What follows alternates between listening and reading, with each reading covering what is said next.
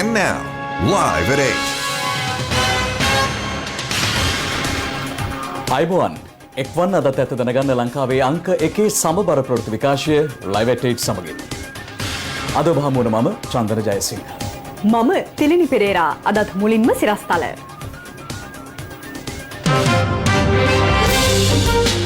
මරණීය දණ්ඩනය නියම වූ ප්‍රේමලාල් ජයසේකර පාර්ලිමේන්තුවට විපක්ෂයේ විරෝධය මැද දිවුරුම් දෙයි.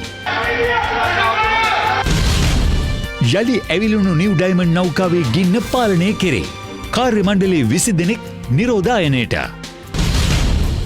මුස්ලිම් ජනතාවට වෙනම පරිපාලන දිස්ත්‍රික්කයක් අවශ්‍යයි. හකීම් පාස්කු කොමිසමේදී කියයි. ගව ඝාතනය නතර කිරීමට අගමැතිගෙන් යෝජනාවක්. එක්සත් ජාතික පක්ෂයේ නවනායකයා නම් කිරීම ජනවාරි 1 වෙනිදා. ජනපතිට සහ ආරක්ෂක ලේකම්ට මරණීය තර්ජන එල්ල කළ පොඩි ලෙසි සහ කොස්කොඩ තාරක අධිකරණයට ඉදිරිපත් කරන්නයි නියෝග.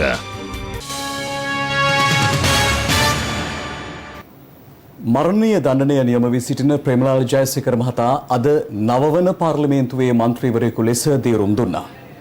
කෙසේ වෙතත් ඔහු මන්ත්‍රීවරයෙකු ලෙස දිවුරුම් දීමෙන් පසු ඊට විරෝධය පළ කරමින් සමගි ජන බලවේගයේ මන්ත්‍රීවරුන් සභාගර්භයෙන් පිටව ගියා. කතානායක මහින්ද යාපා අබේවර්ධන මහතාගේ ප්‍රධානත්වයෙන් අද පසුරු 1ට පාර්ලිමේන්තුව රැස් වුණා. අද පැවති පාර්ලිමේන්තු සැසිවාරය සඳහා සහභාගී වීමට බන්ධනාගාර නිලධාරීන්ගේ ආරක්ෂාව සහිතව ප්‍රේමලාල් ජයසේකර මහතා පාර්ලිමේන්තුවට රැගෙන එනු ලැබුවා. ඒ ඊයේ අභ්‍යාචනාධිකරණය ලබා දුන් තීන්දුවට අනුවයි. පාර්ලිමේන්තු කටයුතු ආරම්භයේදීම එහි මූලික කටයුත්තක් ලෙස දැනට බන්ධනාගාරගතව සිටින පාර්ලිමේන්තු මන්ත්‍රී ප්‍රේමලාල් ජයසේකර මහතා සිය මන්ත්‍රී ධුරයේ දිවුරුම් දීම සිදු කළා. එහිදී විපක්ෂයේ මන්ත්‍රීවරුන්ගෙන් එම දිවුරුම් දීමේ අවස්ථාවට එල්ල වූයේ දැඩි විරෝධයක්.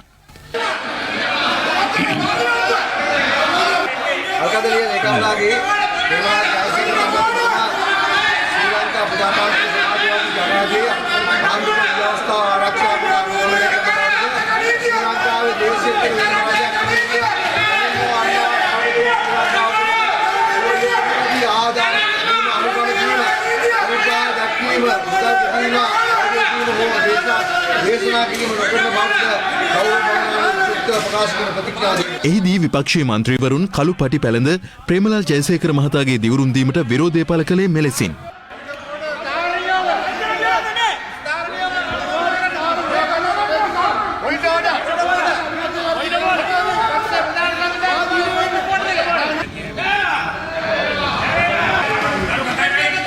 හරි.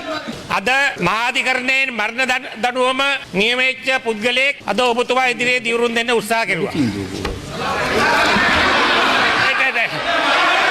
ගරු කතානායකතුමනි, මෙවැනි සිද්ධියක් 2010 මේ පාර්ලිමේන්තුවේ පූර්වාදර්ශයක් තියෙනවා. 2010 සරත් ෆොන්සේකා මැතිතුමා අපි පාර්ලිමේන්තුවට ගෙන්නන්න හැදු වෙලාවේ GLP රිස්මැතිතුමා ආණ්ඩුව වෙනුවෙන් කතා කරලා කිව්වා 89 වෙනි වගන්ති යටතේ. එතුමා කිව්වා මහාධිකරණයේ තීන්දුව දුන්න විගස මන්ත්‍රීවරයෙක්ගේ ආසනය අහිමි වෙනවා. එතුමා එපමණක් නෙවෙයි, එතුමා පැහැදිලිව කිව්වා තීන්දුව දුන්නාම මරණ දණ්ඩනයට ලක්වෙච්ච පුද්ගලයෙකුට එම තීන්දුව දුන්නාම ආසනය ඉබේම අහිමි වෙනවා. මා ඉතාමත් ගෞරවයෙන් කියනවා ඒ පිළිබඳ ගරු කතානායක තුමාටවත් තීරණයක් ගන්න බෑ කියලා. There is no discretion. ඔබතුමාට අභිමතයක් නැහැ කියලා මේ නීති විශාරදයා කියන්නේ. දෙන ලද නියෝගය පරිදි අද ඔබතුමා ඉදිරියේදී දිවුරුම් දී හමාරයි. ඒ දිවුරුම් දීම හමාර වුණාට පස්සේ රීති ප්‍රශ්න නගන්නට කිසිම අයිතියක් නැහැ. ඒ නිසා මම ඉල්ලා සිටිනවා මේ ඕන් නැතිව පාර්ලිමේන්තුවට අපහාස කිරීමට ඉඩ දෙන්න එපයි කියලා. මරණීය දණ්ඩනය නියමුණ කෙනෙක් පාර්ලිමේන්තුවේ සැසිවාරවලට සහභාගී වෙන්නත් බෑ, ඡන්දය පාවිච්චි කරන්නත් බෑ. ඒක ව්‍යවස්ථාවේ පැහැදිලිව කියලා තියෙනවා. ඔබතුමා ඉදිරියේ දිවුරුවේ මරණ දණ්ඩනයට නියම වෙච්ච පුද්ගලයෙක් මන්ත්‍රීවරයෙක් හැටියට. මට 2010 මම ඔය ඉන සනුහරේ මේ જાතියේ. ඔය සනුහරේ මේ જાතියේ. මගේ කියව ගන්න එපා. විවාදයකට යන්න බෑ. මට වෙච්ච දේ කියන්න දෙන්න. ඒකට නෑ ඔබතුමාට අවස්ථාව දුන්නේ කෙටියෙන් කියන්න තියෙනවා. කෙටියෙන් තමයි කියන්නේ කතානායකතුමා. එතකොට මම මාස 30ක දඩුවමක් දීලා මේ ගැටේ හරි නේද? මාස 30ක දඩුවමක් දීලා මාව හිරගෙදර තිබ්බා. මෙතන වෙනසක් තියෙනවා. මම හිරගෙදර ගියේ മന്ത്രിගෙඩේ කුණාට පස්සේ, දිවුරුවාට පස්සේ. අද අපි දකිනවා හිරේ ගිහිල්ලා එල්ලුම්ගස් නියමෙච්ච කෙනෙක් ඇවිල්ලා മന്ത്രി හැටියට දිවුරනවා. මේ දෙකේ වෙනස ඒකයි. ඒ නඩු තීන්දුව මගේ ළඟත් තියෙනවා. මෙතන මේ කවුරුනත් මෙතන කෑ ගහගෙන හිටියට වියතුන්නේ මේ පාර්ලිමේන්තුවට ඇවිල්ලා තියෙන්නේ සංවර වුණොත් හොඳයි මේක මොකද්ද කියලා කියන්නේ. මේක මෙන්න මේක දෙන්නම්. 14 වෙනි පරිච්ඡේදය විතරක් කියන්න දෙන්න. ඒකේ මොකද්ද කියන්නේ? යම් කිසි තැනැත්තෙකුට අවුරුදු 2කට නොඅඩු කාලයක් බන්ධනාගත කිරීමෙන් දඩුවම් කළ හැකි වරද කවර වූ අධිකරණයකින් විසින් වරදු කරනු ලැබෙන්නේ නම් පසුව නියම කරන ලද 6 මාසයකට නොඅඩු කාලයකට ඉවරෙන් පොඩ්ඩක් ඉන්න පොයින්ට් එක මොකද්ද? නෝ පොයින්ට්. මගේ ඉල්ලීමක් තියෙනවා. ලංකාවේ මරණ දඩුවම හිමි වෙච්ච මිනිසුන්ට සතිපතා ගෙදර යන්නත් අවස්ථාවක් දෙන්න. ජය වේවා ඔබතුමා. ප්‍රේමලාල් ජයසේකර මන්ත්‍රීතුමා පිළිබඳ අධිකරණ තීන්දුව ඔබතුමාට පූර්ණ අයිතිය තියෙනවා. ඒ අධිකරණය විසින් දීපු තීන්දුව පිළි අරගෙන ඒ පිළිබඳ කටයුතු කිරීමේ අයිතිය ඔබතුමාට තියෙනවා. හැබැයි තමුන්නාන්සලා පහුගිය කාලේ අරලියගහ මන්දිරේ ඉඳලා නඩුවාලා පහුගිය කාලේ හිරේ දැම්මා. අරලියගහ මන්දිරේ ඉඳලා නඩුවුවේ. රනිල් වික්‍රමසිංහ නඩුවුවේ. තමුන්නාන්සලා නඩු දාලා තමුන්නාන්සලා නඩුවාලා අධිකරණය ගැන කතා කරනවා. තමුන්නාන්සලාට අධිකරණය ගැන කතා කරන්න අයිතියක් නැහැ. අද මහ බැංකුව සම්බන්ධයෙන් අපි විවාද කරන්න යන එකට තමයි මේ බාධා කරන්න හදන්නේ. මේ ඔක්කොම මේ මහ බැංකුව බැඳුම් කර මංකොල්ලේට සම්බන්ධ වෙච්ච අය. අද මේගොල්ලන් මේ බැඳුම් කර වංචාව එළිවෙන හින්දා තමයි මේ පාර්ලිමේන්තුවේ සතිವಾರයද කඩාකප්පල් කරන්න හදන්නේ. අනතුරුව සමගි ජනබලවේගේ මන්ත්‍රීවරුන් ප්‍රේමලාල් ජයසේකර මහතාගේ දිරුම් දීමට විරෝධය පළ කරමින් සභාගැවෙන් පිටව ගියා. මේ අතර ප්‍රේමලාල් ජයසේකර මහතා පාර්ලිමේන්තු මන්ත්‍රීවරයෙකු ලෙස දිවුරුම් දීමත් සමග ඔහුගේ රත්නපුර දිස්ත්‍රික් ආධාරකරුවන් ප්‍රීති ഘോഷා නැගුවේ මෙලෙසින්.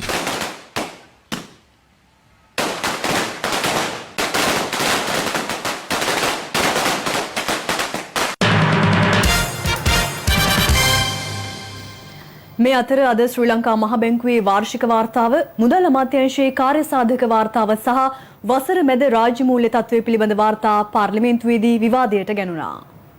පසුගිය ආණ්ඩුව කෙරෙහි තිබුණු ප්‍රධානම චෝදනාව මහ බැංකුව විසින් බැඳුම් කර මිලදී ගැනීමේදී ඇති වූ ගනුදෙනු.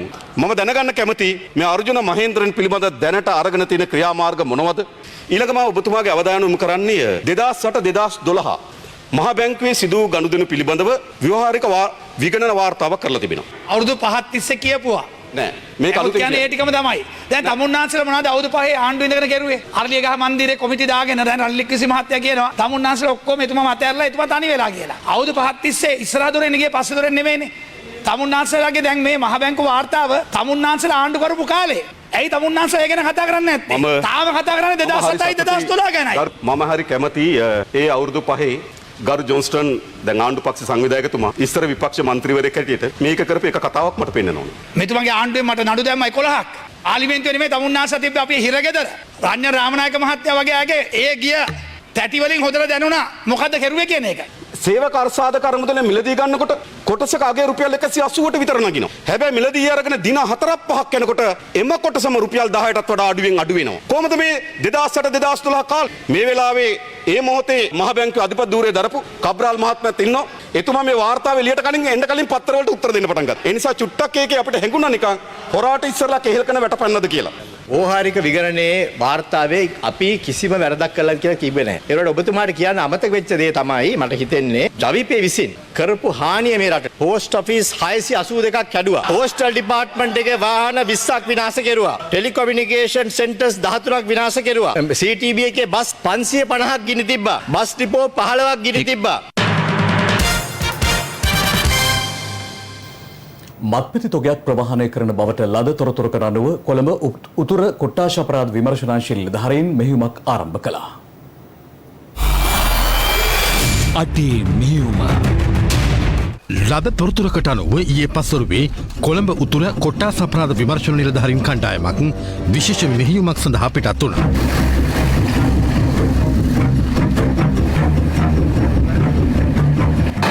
අපි මේ අසේලගේ ඉන්ෆෝමේෂන් එක බලන්න යන ගමන් ඉන්නේ සර්. ඔස ලොරි එක තමයි සර් බඩු වෙනවා කියන්නේ සර්. මත්ද්‍රව්‍ය ජාවාරම්කරුවන් ලොරි රථයකින් මත්පැති තොගයක් රැගෙන එන බවට ලද තොරතුරට අනුව පැමිණි කොළඹ උතුර කොට්ටාශ අපරාධ විමර්ශනාංශයෙන් නිලධාරීන් මේ විදිහට මග රැකමින් සිටින්නේ අදාළ ලොරි රථය මත්පැති තොගය සමගින් පැමිණෙන තුරුයි.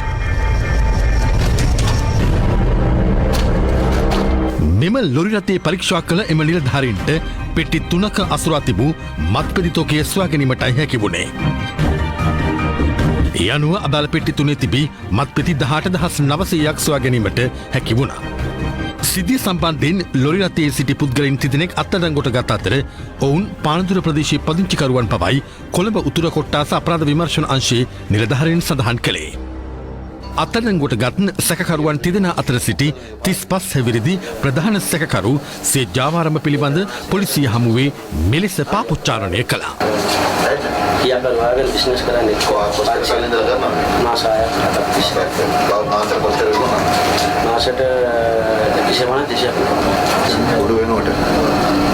सामान्य मुनागे पुद्गल बोंडो ने बेटा वेदना आला देने काट कुड़ी गुना मैं इनो कुड़ी गुना इनके वेदम काटने वो करना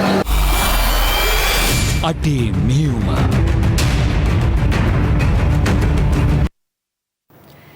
ජනාධිපතිවරයාට ආරක්ෂක ලේකම්වරයාට සහ බන්ධනාගාර නිලධාරීන්ට මරණීය තර්ජන කළ බව කියන සිද්ධිය සම්බන්ධයෙන් සංවිධානාත්මක අපරාධකාරී සමාජිකයෙක් වන පොඩිලැසී නෙමැත්තාගෙන් ප්‍රකාශයක් ලබා ගැනීමට අධිකරණයේ අවසර හිමිව තිබෙනවා. ඊට අමතරව අදාළ සැකකරු දැඩි ආරක්ෂාවක් යටතේ ලබන 25 වෙනිදා අධිකරණයට ඉදිරිපත් කරන ලෙසද අධිකරණය නියෝග කර තිබෙනවා. බන්ධනාගාර නිලධාරීන්ට තර්ජනය කළ බව කියන සිද්ධිය සම්බන්ධයෙන් බූස බන්ධනාගාරයේ රඳවා සිටින පොඩිලැසී නැමැත්තාගෙන් ප්‍රකාශයක් සටහන් කර ගැනීමට ගාල්ල මහේස්ත්‍රාත් අධිකරණය අද අවසර ලබා දුන්නා.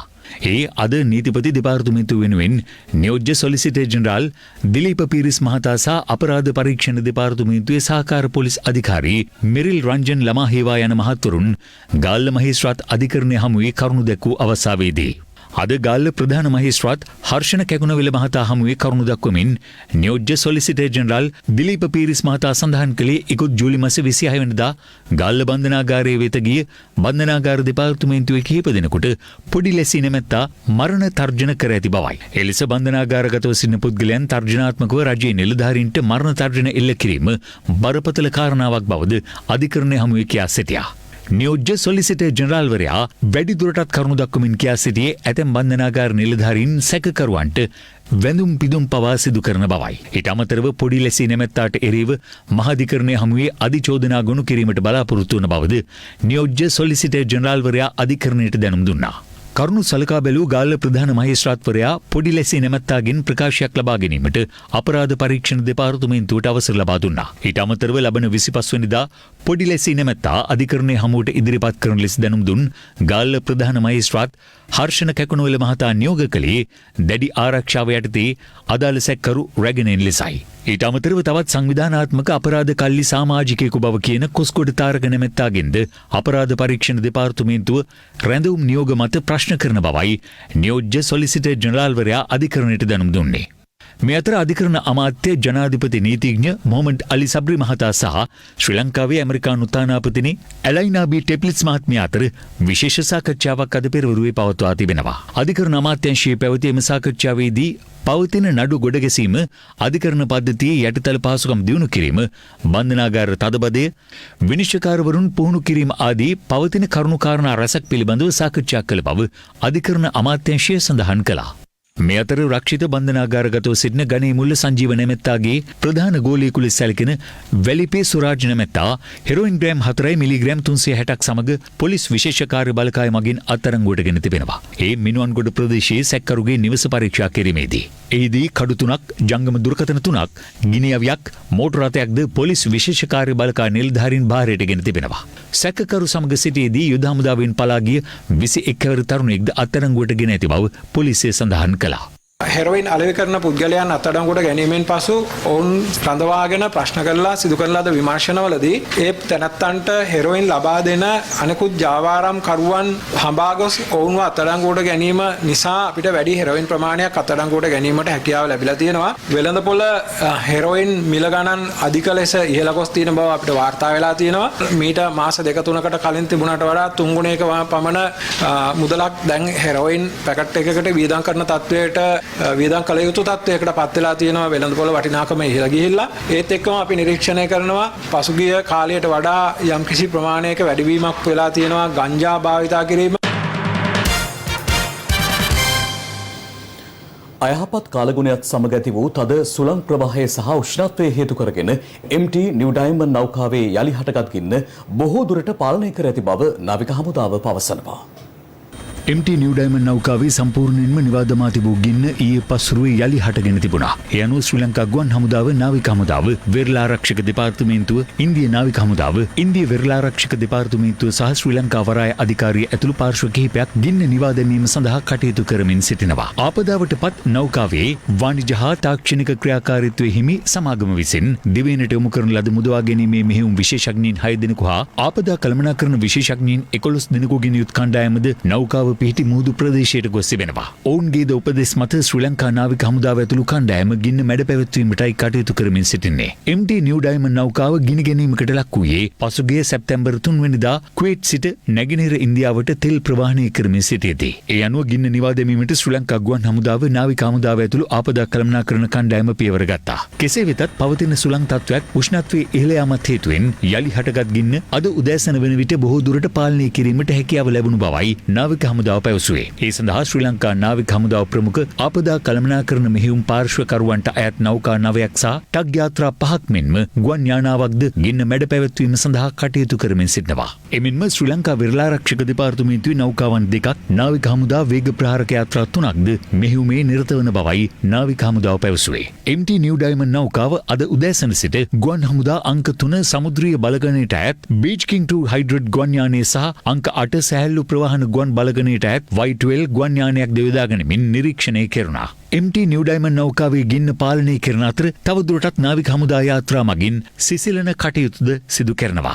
නෞකාව ඊයේ සානගතව තිබුණේ සංගමන් කන්ද තුඩුවේ සිට නැගෙනහිර මුහුදේ නාවික සැතපුම් 30කට එපිටින් වන අතර අද වන විට නෞකාව සානගතව ඇත්තේ සංගමන් කන්ද තුඩුවේ සිට නාවික සැතපුම් 27ක් දුරෙන්. නෞකාවේ පසුපස කොටස සාමාන්‍ය පිහිටුමට වඩා මදක් ගිලී ඇති බවක් නිරීක්ෂණය කරනවා. මේ හේතුවෙන් නෞකාවේ එන්ජින් කාමරයේ එකතු වී තිබූ දැනට නෞකාව පිටුපසින් මුහුදට එකතු වී නාවික සැතපුමක් පමණ දිග ඩීසල් පැල්ලමක් නිරීක්ෂණය වනවා. මෙම ඩීසල් පැල්ලම කිසි විටකත් නෞකාවේ ගබඩා තෙල් සංචිතයේ සිටින බොර තෙල් වලින් ඇති වූවක් නොවේ. ගිනිගත් කොටසේ ටැංකිය වල ගබඩා කර තිබූ ඩීසල් වන බවට නිරීක්ෂණය වෙනවා. මෙම ඩීසල් පැල්ලම නිෂ්ක්‍රීය කිරීම සඳහා ඉන්දියානු වෙරළා ආරක්ෂක දෙපාර්තමේන්තුවට අයත් ඩ්‍රෝනියර් වර්ගයේ ගුවන් යානාව ගුවන්ගත කොට ඒ මගින් විශේෂ රසායන ද්‍රව්‍යයක් මේ මත ඉසීමෙන් පරිසරයට වන හානිය අවම කිරීමට කටයුතු කරා. කෙසේ වෙතත් නෞකාවේ ඇති වූ ගින්න හේතුවෙන් සාගර පරිසර පද්ධතියට කිසියම් හානියක් සිදු වී ඇද්දැයි සොයා බැලීමට නාරා ආයතනය, සමුද්‍රීය පරිසර ආරක්ෂණ අධිකාරිය සහ රුහුණු විශ්වවිද්‍යාලයට අයත් පරීක්ෂණ නිලධාරීන් කණ්ඩායමක් නාවික හමුදාව සමග අද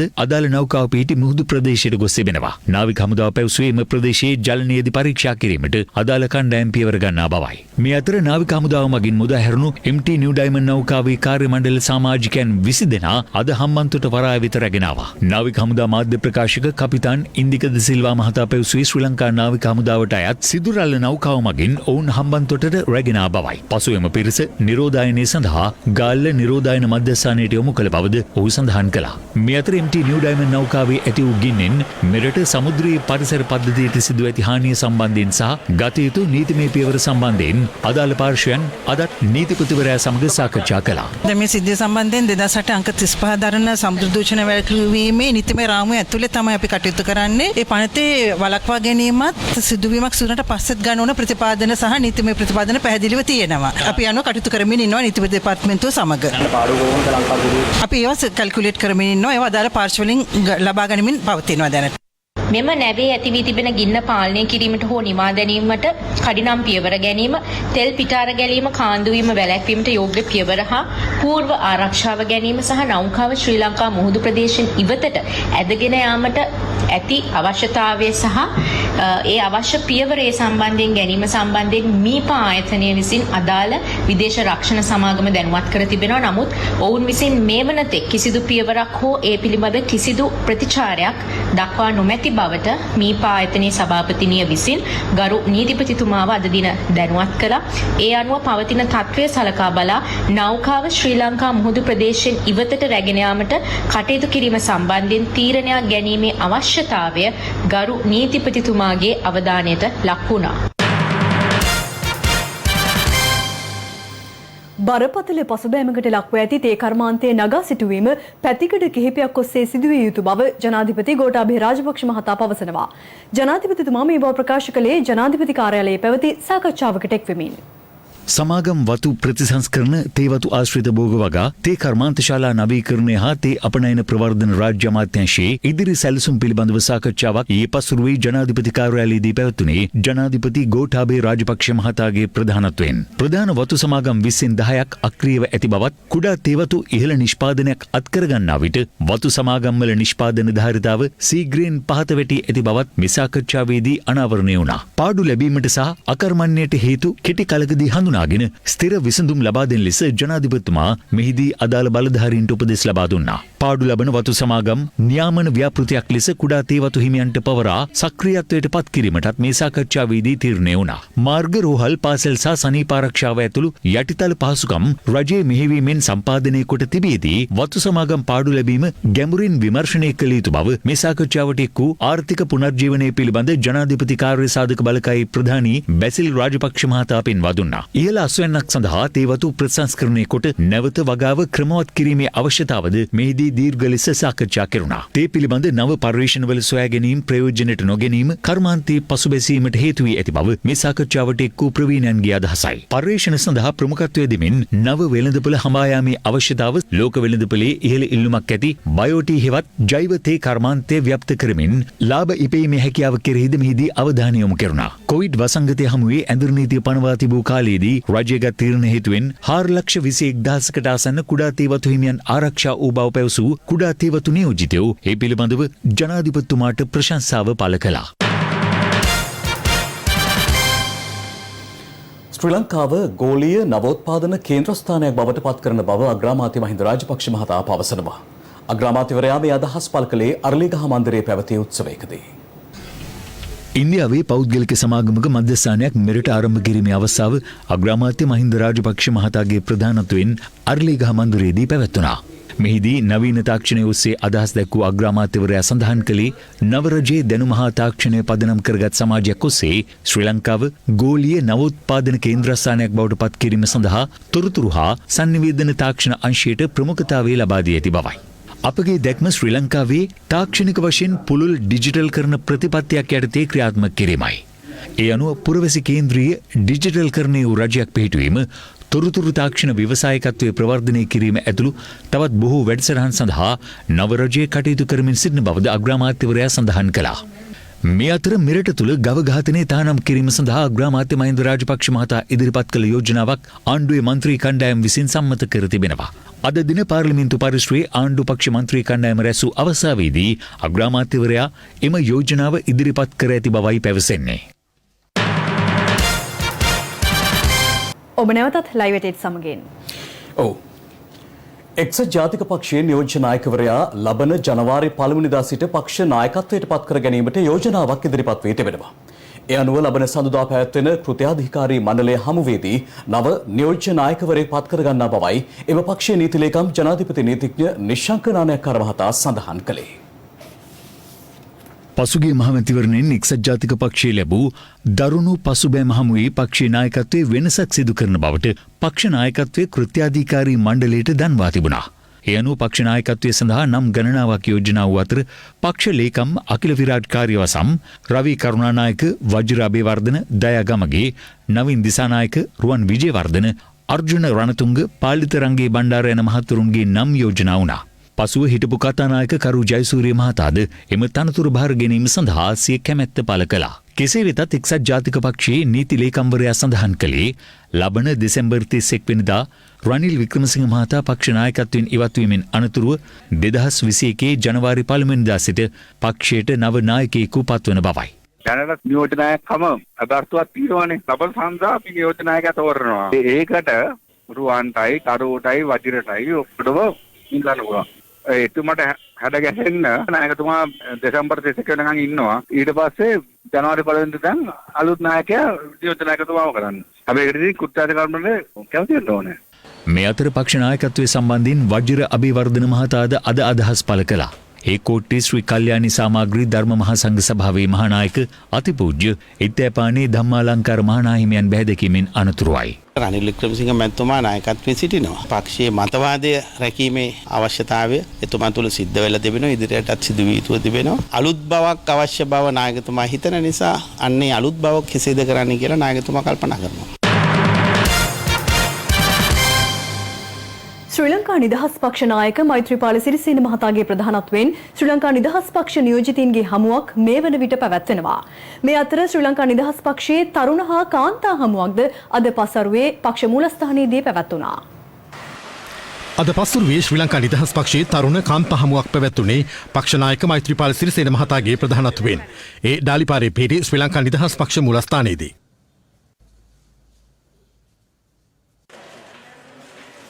අද අපේ තරුණ සංවිධානයත් කාන්ත සංවිධානයත් අපි රැස් කරා. මොකද ඡන්දෙන් පස්සේ අපිට එයාට කතා කරගන්න හම්බුනේ අද දවසේ අපේ සභාපතිතුමත් එක්ක ඒ වගේම අපේ පක්ෂයේ නිලධාරීන් එක්ක.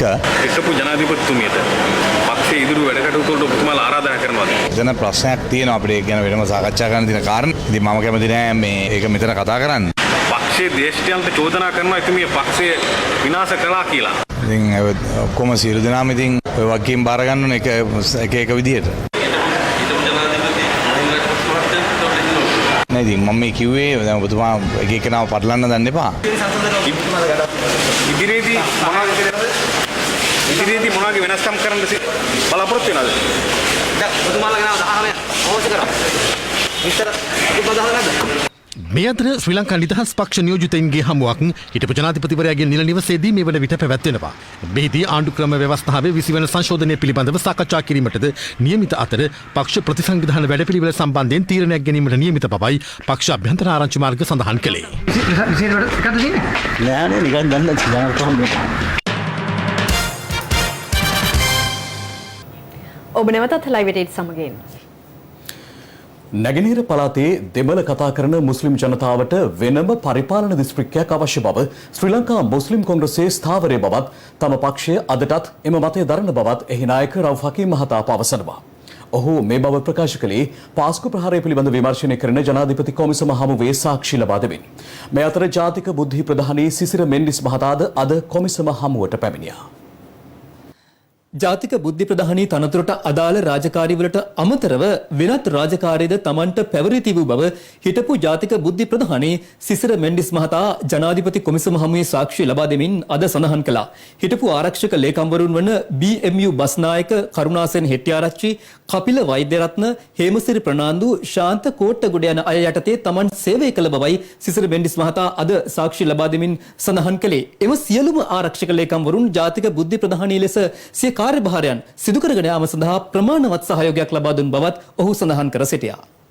මේ අතර හේමසිරි ප්‍රනාන්දු මහතා ආරක්ෂක ලේකම් ලෙස කටයුතු කළ කාලයේදී ජාතික බුද්ධි ප්‍රධානී ලෙස ඔහුගේ කටයුතු වලට අවශ්‍ය සහයෝගය ලැබුණේද යන්න කොමිෂන් සභාවේ සමාජිකයින් ප්‍රශ්න කළා. ඊට පිළිතුරු දෙමින් ඔහු පැවසුවේ හේමසිරි ප්‍රනාන්දු මහතාගෙන් ප්‍රමාණවත් සහයෝගයක් ලැබුණ නමුත් ඔහු ආරක්ෂක ලේකම් ලෙස කටයුතු කළ කාලයේ ආයෝජන මණ්ඩලය වැනි තවත් ආයතන කිහිපයකද තනතුරු දැරූ නිසා ඔහු තරමක් කාර්යබහුල පුද්ගලයෙකු වූ බවයි. කෙසේ නමුත් ඔහුව හමු වෙන්න අවශ්‍ය අවස්ථාවල ඔහු ඒ සඳහා තමන්ට අවස්ථාව ලබා දුන් බව සාක්ෂිකරු පැවසුවා. යම් යම් අවස්ථාවල හමු වෙන්න නොහැකි වූ අවස්ථා තියෙනවා. නමුත් සමස්තයක් ලෙස ඔහුගෙන් ප්‍රමාණවත් සහයෝගයක් ලැබුණා. සාක්ෂිකරු සඳහන් කළා. මේ අතර ජාතික බුද්ධි ප්‍රධානී කාර්යාලයට විවිධ බුද්ධ්‍යංශ හරහා ලැබුණු යම් යම් තොරතුරු ගොනු කර තිබූ ආකාරය පිළිබඳව දැනුවත් යන්න විමසූ අවස්ථාවේ තමන් ඒ පිළිබඳව දැනුවත්ව නොසිටි බව සාක්ෂිකරු පැවසුවා. මේ අතර ශ්‍රී ලංකා මුස්ලිම් කොංග්‍රසයේ නායක හිටපු අමාත්‍ය රවුෆ් හකීම් මහතා ඊයේ පස්වරුවේ කොමිසම හමුවේ සාක්ෂි ලබා දුන්නා. එහිදී පාස්කු ත්‍රස්ත ප්‍රහාරයෙන් පසු සයින්දමර්දු නිවසක සිදු වූ පිපිරීම් මාලාවෙන් මියගිය සහරාන්ගේ සොහොයුරු රිල්වාන් සමග රවුෆ් හකීම් මහතා සිටින ඡායාරූප සහ වීඩියෝ දර්ශන පෙළක් කොමිසම රවුෆ් හකීම් මහතාගේ අවධානයට යොමු කළා. එහිදී ඔහු පැවසුවේ හිස්බුල්ලාගේ ආධාරකරුවන් පිරිසක් ඇති කළ ගැටුමකින් තුවාල ලැබූ තම පාක්ෂික ගැබිනි කාන්තාවකගේ සුවදුක් විමසීමට මඩකලපුවරු හලට තමන් 2015 අගෝස්තු 21 වෙනිදා ගිය බවයි. එහිදී තුවාල ලබා සිටි රිල්වාන් හෂීම්ගේ සුවදුක්ත විමසූ බවත් එහි දර්ශන මාධ්‍ය ඔස්සේ විකාශය වී ඇති බවත් හකීම් මහතා පැවසුවා. තමන් එලෙස හමුවේ ඇත්තේ සහරාන්ගේ සොහොයුරා බව පාස්කු ප්‍රහාරයට පසුව දැනගත් බවත් එහෙත් ප්‍රහාරයට පෙර කිසිවිටක ඔහු හඳුනාගෙන නොසිටි බව හකීම් මහතා ප්‍රකාශ කළා. මේ අතර සහරාන් හෂීම් සමග සාක්ෂිකාර හකීම් මහතා සාකච්ඡාවක නිරත වන වීඩියෝ දර්ශනයක් කොමිසම හකීම් මහතාගේ අවධානයට යොමු කළා. එහිදී ඔහු පැවසුවේ හිස්බුල්ලාගේ ආධාරකරුවන් විසින් සහරාන්ට අයත් පල්ලියටද අලාභහානි සිදු කර තිබූ නිසා එය නිරීක්ෂණය කළ බවයි. ඒත් අදාළ පල්ලිය අයත් සහරන් ත්‍රස්තවාදියෙකු බව එම අවස්ථාවේ දැන නොසිටි බවත් එදින සාකච්ඡාවේ නිරත වූ පුද්ගලයා පාස්කු බෝම්බ ප්‍රහාරය එල්ල කළ බව දැනගත්තේ ප්‍රහාරයෙන් පසුව බවත් හකීම් මහතා ප්‍රකාශ කළා.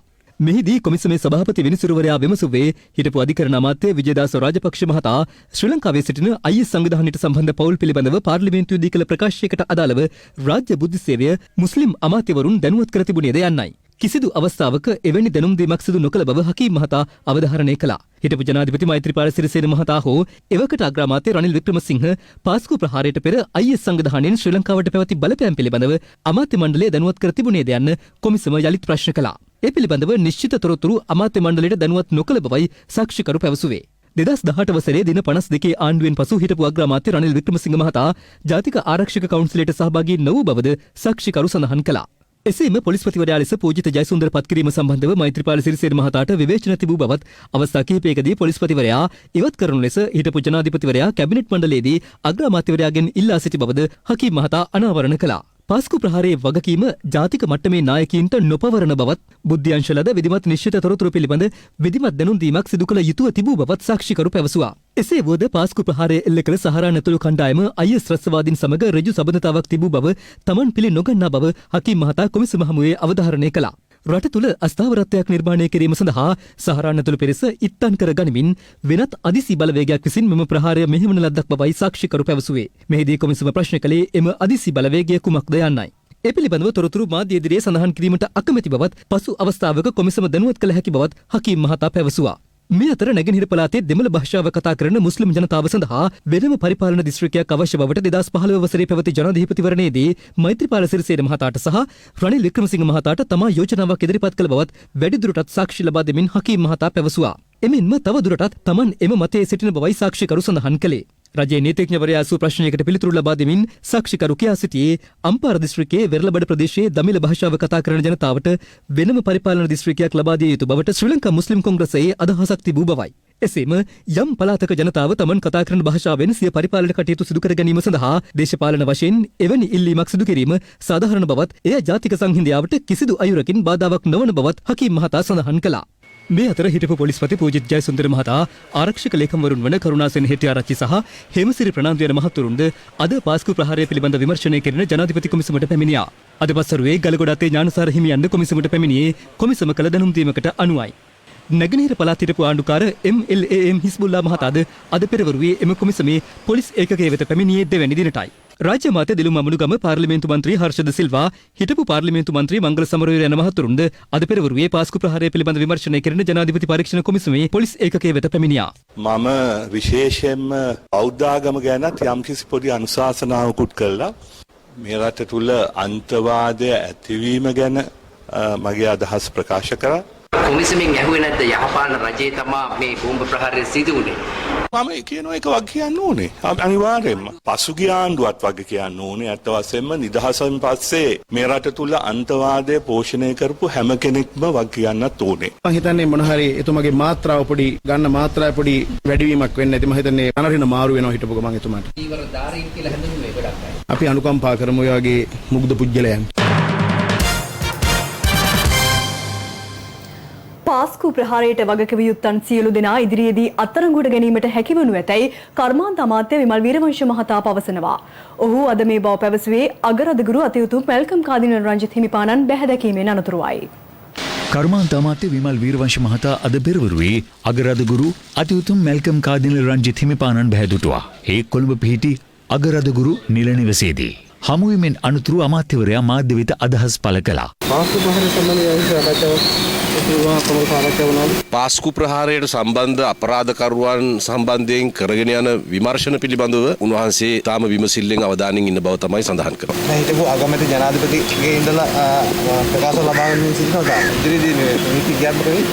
මෙතන කෙරෙන්නේ නීතිය ක්‍රියාත්මක කරන නිල ආයතන වලට සම්පූර්ණ බලය පවර්ලා තියෙනවා, නිදහස දීලා තියෙනවා. ඒ අපරාධ වලට සම්බන්ධ ගෑවිච්ච හැම මිනිහෙක්වම නීතිය හමුවට ගෙනෙන්න. එතකොට ඒ අනුව අපි බලාපොරොත්තු වෙනවා ඉදිරි කාලය තුල තවත් මීට අදාළ අපරාධයට ගෑවුණු සියලු දෙනා අතඩංගුවට ගන්න හැකි වෙයි කියලා. ඊයේ රාහු කපිම අමාත්‍යවරයා එනවා පාස්කු ප්‍රහාර කොමිසමට. මෙතෙන් සඳහන් කිරීමට අයිතිස් කියන මුවාවේ වෙනස් ප්‍රශ්නයක් ක්‍රියාත්මක වුණා. රාව් ෆකීම් කියන්නේ සහරාන්ගේ මල්ලි ඉස්පිරිතාලේ ඉන්නකොට බලන්න ගිය කෙනානේ. හකීම් මේ මුස්ලිම් හැම මිනිස්සෙක්ම ඉස්පිරිතාලේ ඉන්නකොට බලන්න යන්නේ නැහැ නේ. එතකොට ඇයි සහරාන්ගේ මල්ලි බෝම්බ පත්තු කරගෙන ඉස්පිරිතාලේ ඉන්නකොට බලන්න ගියේ? එහෙම හකීම්ලට IS ගැන ඔහොම විකාර කතා කියන්න වෙන එක අසාමාන්‍ය දෙයක් නෙවෙයි. කාදින් වහන්සේ එක්ක ආණ්ඩුක්‍රම ව්‍යවස්ථා සංශෝධන සම්බන්ධව කතා කරන්නේ උන්වහන්සේගේ විශේෂයෙන්ම මේ රටේ අනන්‍යතාවයට උචිත වන ආකාරයට ව්‍යවස්ථා සම්පාදන කටයුතු සිදු විය යුතුයි කියන අදහස තමයි උන්වහන්සේ දරුවේ. සමගි ජන බලවේග නම් කියන මේ විරුද්ධව ඡන්ද පාවිච්චි කරනවා. මාළු පාන් වල මාළු නෑ වගේ, කිඹුල බනිස් එකේ කිඹුලෙක් නෑ වගේ සමගි ජන බලවේගයේ සමගියක් නෑ. ඉතින් අසමගි බලවේගයේ කියන කතාවලට උත්තර දෙන්න අවශ්‍යත් නෑ. ඒ සමගින් දැනට අප සමු ගන්නවා. යලි හමුවෙමු රාත්‍රී 10ට. සුබ රාත්‍රියක්.